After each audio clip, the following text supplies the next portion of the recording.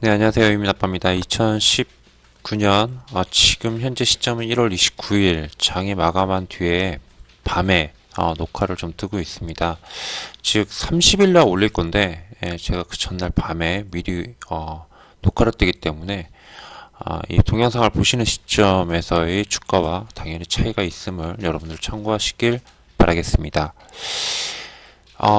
자, 그래서 말씀드렸죠. 괜찮은 회사인 것 같은데, 괜찮은 바이오 기업이 저렴한 가격에 상장을 한다라고 했을 때, 보통 지금 현재 면역항암제 관련 기업들의 주가가 좋으면, 예를 들어가지고, 물론 뭐, 상관없지만 뭐, 가장 대표적인 그런 종목들이 이제 뭐, 제넥신이라든지, 아니면 신라젠이라든지, 뭐 이런 몇몇 기업들이 있는데, 전체적으로 그렇게 좋지 못해요. 그죠? 이런 상태에서 아미코젠이나 아니면은 이제 녹십자 셀이 이제 봐야 되지 않을까. 그러니까 전체적으로 면역항암제가 좋을 때 셀리드가 상장을 하게 되면은 면역항암제 기존에 좋은 시점에 이런 종목들이 그 종목을 통해서, 그러니까 셀리드를 통해서 더더욱 부각되면서 수급이 몰려드는 경향이 있거든요. 근데 지금 현재는 바이오 쪽이 이렇게 막 반등을 했다라고 하더라도 금방 주저앉는 그런 흐름이기 때문에 전체적인 바이오텍, 특히 그 면역항암제나 면역과 관련된 그런 관련된 종목들에 큰 영향을 주기는 좀 어렵지 않나 이렇게 좀 생각이 됩니다. 자, 그렇다면 이 지분을 보유한 기업들이 살짝 뭐 단기적으로라도 이렇게 반응을 해줄 수 있을 수도 있잖아요. 이제 그 부분을 한번 기대를 해보자라는 거예요. 기대를. 그러면서 종목을 갖다가 어떻게 내가 저 종목을 가지고 수익을 낼지를 갖다가 머리를 써야 되거든요. 자, 녹십자셀을 먼저 좀 보면요. 예, 녹십자셀을 보면 녹십자셀 같은 경우 지분 3% 정도로 보유했다라고 되어 있는데 이 수요 예측이 지금 29일날 시작이 됐잖아요. 시작이 됐는데 29일날 보면은 뭐 바이로메드 주가가 약 한 3% 정도 상승한 거 빼놓고는 전체적으로 마이너스권을 유지를 했어요. 마이너스권을 유지를 했는데 녹십자셀 같은 경우 플러스 1.32% 상승을 해줬습니다. 예, 상승을 해줬고요. 한편 아미코젠 같은 경우 0.27%. 그러나 최근에 주가 흐름을 보면은 바이오텍 관련 그런 바이오 신약 관련 주들에 비해서 그나마 견고한 편이에요. 이 정도면. 그죠? 그나마 견고한 편입니다. 견고한 편이다라는 거는 달리 말해서 분명히 얘한테 어느 정도 영향을 주고 있다라고. 제가 아미코젠에 대한 분석은 안 했습니다. 녹십자셀에 대한 분석도 전혀 안 했고요. 그냥 셀리드라는 종목이 영향을 줄까라는 생각이 들어서 그냥 주가만 가지고 판단하는 거예요. 자체 모멘텀으로 이런 주가를 만들었다라고 했으면 사실은 추가적인 모멘텀이 발생을 하는 거니까 더 좋겠죠. 근데 그게 아니더라도 일단 그 셀리드라는 종목이 어느 정도 지분 효과를 갖다 발휘할 수 있는 여건이 있을 수 있다라는 점에서 그래서 보는 것 뿐입니다. 자, 분명한 거는 최근 주가 흐름 이 두 개의 종목을 봤을 때 어느 정도는 다른 종목들에 비해서 그나마 좀 괜찮지 않나 라는 생각을 갖게 한다는 겁니다. 자, 이게 지금 1월 17일이에요. 1월 17일 녹십자셀에 1월 17일 그 다음에 지금 보시면 1월 16일과 1월 17일 이렇게 양 이틀에 걸쳐서 아미코전이 먼저 뜨고 그 다음에 녹십자셀이 녹십자셀도 뭐 18일 괜찮았지만은 녹십자셀 17일, 18일 그리고 아미코젠은 17일, 16일, 17일, 18일 이런 식으로 하루 먼저 아미코젠이 먼저 좀 움직이는 것 같습니다. 그러면 이거를 찾아볼 때 제가 이거 사이트를 좀 안 쳐놨어요. 죄송합니다. 예, 어떤 이벤트가 있었는지 그 부분을 갖다가 좀 찾아보면 됩니다. 예, 찾아보면 되는데 제가 한번 좀 찾아볼게요. 이런 것도 미리 좀 찾아놓고 방송을 했으면 좋은데 그러질 못했습니다. 죄송합니다. 아직 삭정 종목과는 뭐 말씀을 좀 드렸지만 아직까지는 아니죠. 아직까지는 아닌데 그 승인일은 작년 12월 13일 날 남았습니다. 청구일은 2018년 10월 18일 날 코스닥 위원회에다가 이제 청구 심사를 신청을 했고요. 그리고 심사가 대략 한 2개월 정도 이어진 후에 12월 13일 날 상장 승인이 결정이 났어요. 그러면은 12월 13일 날 주가가 반응했는지를 봐야 되거든요. 근데 지금 보면은 여기 13일 날 좀 이렇게 움직이는 듯 싶다가 빠졌습니다. 자, 그런데 바이오 기업들이 지난 11월 달에 주가가 어땠죠? 바이오 기업들? 제가 잘 모르겠는데 뭐 나쁘진 않았네요. 예, 나쁘진 않았네요. 그때는 일단 단기 반등이 나오고 했었네요. 즉 이 말은 뭐냐면은 아미코젠에 반응을 줬는지 안 줬는지는 지금 당장을 봐서는 잘 모르겠다라는 겁니다. 예, 지금 당장은. 그러나 12월 13일 승인일 13일이죠. 예, 13일 날 봤을 때 그닥 영향을 주지는 않았다라는 겁니다. 일단 여기까지는 됐고요. 수요 예측, 그 다음에 이제 수요 예측이나 이런 것들이 나오는데 제가 쭉 봤어요. 예, 10월 29일, 24일 해가지고 지분 원정적으로 해가지고 나온 걸 좀 봤습니다. 근데 뭐 그닥 그렇게 1월 24일 날 증권신고서, 1월 24일 날 증권신고서 이렇게 나왔는데 그닥 뭐 이때 맞춰가지고 딱 나오진 않았는데 지금 이때 보면은 3.8% 정도 올랐어요. 녹십자 셀이 3.8% 정도. 그럼 아미코젠을 보면요, 아미코젠도 마찬가지죠. 24일 날 보면은 탁 세웠어요. 3% 정도를 살짝 세웠습니다. 지금 무슨 말이냐면요, 모르겠습니다. 예, 이게 지금 요날 23일, 그러니까 제가 지금 고스란히 예전에 분석하던 대로 보는 거예요. 예, 다른 종목들도 조금 뜨긴 떴었네요. 작은 종목들도.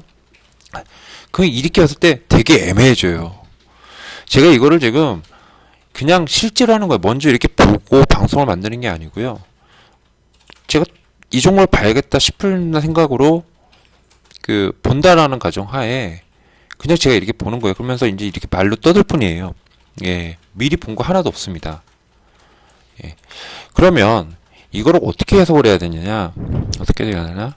일단 십자셀이나 아미코젠은 분명한 것은 셀리드라는 종목의 신규 상장의 영향을 그닥 여태까지 안 받았다. 즉 무슨 말이냐면 주가에 반영을 안 했다라고 보면 됩니다. 다만 가장 좋은 거는 셀리드가 상장이 결정된, 그러니까 승인이 났을 때라든지 수요 예측이나 이런 부분들이 일정이 발표가 됐을 때 주가가 좀 어느 정도 반영을 해줬으면은 좋았을 텐데 그런 부분이 없다라는 게 좀 아쉬워요. 원래 그런 게 있으면 이거 셀리드가 흥행에 따라 어떤 결과에 나오느냐, 수요 예측과 공모청약에서 어떤 결과가 나오느냐, 요거에 따라서 주가가 들썩거리는 주요 포인트가 될 수 있거든요. 근데 지금 현재는 다행스럽게도 주가에 반영이 안 됐다라는 점이고, 두 번째는 안 좋은 점은 애매해요. 이게 애매하게 이 셀리드의 어떤 이벤트에 따라서 주가 등락이 나왔는지 안 나왔는지를 체크해 볼 때 나왔다라고 볼 수도 없고 안 나왔다고 볼 수가 없다라는 겁니다. 요게 좀 아쉽네요. 요게. 자, 다만 현재 주가 흐름을 분명하게 보면요, 아미코젠이나 녹십자 셀이나 보시면 아시겠지만요, 다른 종목과는 분명히 29일날 좀 다르게 나와주고 있다라는 겁니다. 견고하게 나와주고 있다라는 겁니다. 자, 이거 달리 말하면 뭐다? 가능성이 있다라고 일단 보고 접근을 할 수 있다라는 거죠. 접근을. 자, 수요 예측이 나오죠. 근데 보통 시장에서는 공모청약에 대한 흥행만 생각을 할 뿐이지 수요 예측은 또 그닥 그렇게 많이 안 보더라고요. 신기하게. 근데 수요 예측이 굉장히 중요하거든요. 수요 예측 결과에 따라서 공모청약 흥행도 같이 따라가는 확률이 상당히 높아요. 때문에 수요 예측 결과가 나오는 30일 날 기관 투자자들의 경쟁률과 희망 공모가 밴드에서 상단임 31,000원 요 부분이 결정이 된다라고 했을 때요, 주가가 여기를 튀어 오를 가능성이 있습니다. 장중에 보면 알아요. 왜냐면은 기관 투자자들 대상이기 때문에 우리들은 못 봅니다. 어떤 결과가 나왔는지. 근데 현장에 있는 사람들이 이렇게 서로 연락을 주고받는지 어떤지 모르겠지만은 분위기가 좋다 싶으면 여기를 톡 치고 안착을 딱 시켜버려요. 그러면은 그때 이거 셀리드 영향이 좋은가 보다. 셀리드 영향인가 보다. 물론 다른 바이오 종목들하고 좀 봐야겠지만 아무런 이슈가 없는데 녹십자셀이나 아미코젠에 아무런 최근에 모멘텀이나 재료로 크게 부각될 만한 게 없는 것 같은데 탁 튀어서 올려다 놨다 싶으면 뭐예요? 요거는 예전에 트레이더로서 딱 잡았습니다. 잡았어요. 제 기준으로. 무슨 말인지 아시겠죠? 예. 아미코젠도 마찬가지예요. 여기 지금 못 뛰어넘었잖아요. 못 뛰어넘은 여기 선을 지금 못 뛰어넘었죠. 181선에서. 근데 181선 살짝 올라탔잖아요. 그죠? 예. 살짝 올라탔잖아요. 그러니까 요런 부분을 본다라는 거예요. 예. 탁 올라타거나 아니면은 이제 30일 날 오전에 보면서 여기를 넘나들면서 왔다 갔다 한다라고 하면은 잡았습니다. 잡고 손절가는 뭐 요 정도쯤, 예, 여기 요때를 반영시켰다. 29일부를 반영했다. 수요일치 시작되는. 그러면 여기서 시초가가 49,350원 이잖아요. 그러면 49,000원 혹은 이날 저점인 언제면 48,650원 요 정도 선을 48,650원, 예, 48,650원, 48,500원 정도를 갖다가 즉 그냥 361선을 일단 잡으면 되겠죠. 예, 단기 흐름이니까 단기 흐름을 보고 판단하는 거니까요. 그러니까 요 정도로 잡고 이제 매수 대응을 할 수 있다라는 것과 아미코젠 같은 경우도 마찬가지죠. 아미코젠도 이 셀리드의 주가에 영향을 받는다라고 했을 때 지금 보시면 181선이거든요. 181선 부근에서 분봉을 보면 분명히 요렇게 생겼어요. 요렇게 30분 봉이고요. 30분 봉이니까 요 자리잖아요. 그죠? 그러니까 뭐 360분 선, 30분 봉에 360분 선이라든지 아니면 60분 봉에서 이제 한 216분 선 내지 180분 선 마지노선을 보고 좀 짧게 잡고 그리고 나서 매수로 대응할 수 있다라는 거죠. 이런 식으로 종목을 갖다가 이렇게 신규 상장주를 갖다가 이용해서 간혹 매매하곤 했었습니다. 간혹 요 두 가지 방식으로. 그러니까 종목별로 보고 이 기업이 괜찮으면 오히려 상장 기업에 영향을 줄 수가 있고요. 흥행을 할 것 같으면 혹은 기존의 분위기가 좋아요. 그쪽 산업이나 테마가 분위기가 좋은 상태에서 괜찮은 관련주가 상장을 하면요. 그러면은 이 종목 덕분에 관련주들이 오를 때가 있어요. 더 오를 때가 있습니다. 혹은 꼭 그렇지 않더라도 정말 뭐 업계 1위, 2위 기업 뭐 이런 기업이 상장을 한다라고 하죠. 그러면은 이 관련된 종목이 알아서 이렇게 움직이기도 합니다. 아니면 지분을 갖고 있는 종목들이 알아서 움직이기도 하고요. 이런 부분들을 한번 이용해 보자라고 하는 취지에서 한번 방송을 만들어 봤어요. 한번 어떻게 되는지 한번 지켜볼 필요가 있지 않나 이렇게 좀 생각이 됩니다. 자, 이상 유민 아빠였고요. 요 종목, 요 두 종목 관심 있게 한번 어떤 흐름이 나오는지, 이거는 뭐 앞으로 영원한 그런 개별 테마죠. 개별 테마입니다. 개별 테마 이렇게 이용해 먹을 수 있는 거. 그러니까 그런 부분을 이용해 보자라는 취지에서 요즘에는 이런 게 잘 통용하지 않은데 보니까 셀리드라는 종목이 실제로 좀 제가 봐도 좀 낮게 들어와요. 낮게 들어오는 듯 싶어가지고 공모가가 좀 낮게 들어오는 듯 싶어가지고 이러면은 많이들 달려들 것 같아서 눈에 띄고 또 면역항암제고 그러다 보니까 그리고 또 암학회도 있죠. 3월에 그죠?